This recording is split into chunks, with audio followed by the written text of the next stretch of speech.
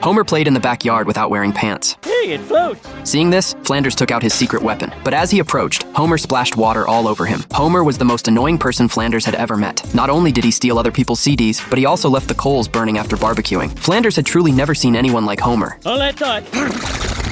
This guy Homer was beyond saving, even by God. The priest, however, said Homer might be hopeless, but he believed Flanders was fully capable of facing this trial. Flanders kept trying to save Homer, but things kept getting worse. The priest told Flanders that God never gives up on anyone, and instead of pushing Homer away, he should try to reach out and embrace him.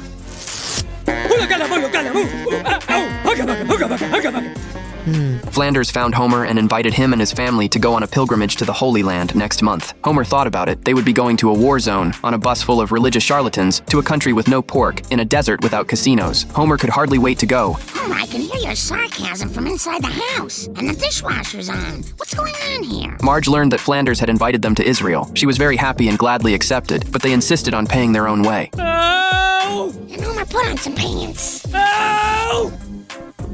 The man hates pants. The Bible study group arrived in Israel, but as soon as they got off the plane, Homer was detained by the local police, just because he said hash browns weren't as good as American pancakes. They're okay with applesauce. True enough. A truckload of applesauce. Their first stop was King David's tomb, which was also the place where Jesus had his Last Supper. Then Homer was taken away and even nailed to a cross. Flanders prayed for Homer wherever they went, but Homer was just an American tourist, there to see the sights and try some new foods. Flanders asked Homer to at least have a little reverence, and finally he persuaded Homer to pray with him. Blah, blah, blah.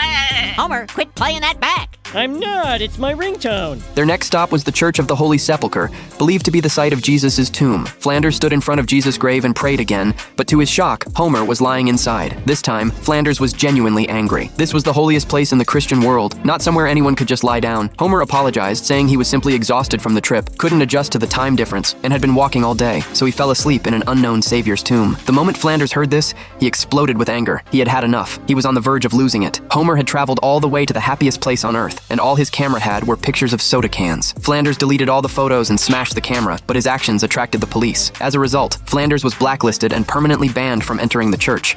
Banned for life. Homer Simpson, you are not worth saving. Flanders walked out of the church. Homer felt very guilty and wanted to convince Flanders to come back, but he lost sight of him and thought Flanders had gone into the desert, so he rode a camel to find him. However, Flanders had only gone to a nearby beverage shop to buy a drink. A sandstorm was approaching. Homer wandered through the desert searching for Flanders when a gust of wind knocked him off the camel. Sand got into his shoes and the camel ran away. Good luck surviving without me. Homer walked alone in the desert. He desperately needed water. He then saw a sea, but it was the Dead Sea, full of salt. Homer took a sip and nearly died from the salt. Fortunately, Marge and the tour guide arrived in time to save him, but Homer went mad. He imagined himself as the savior and believed he had to unify all the faiths in the Holy Land. We still have our passports, right?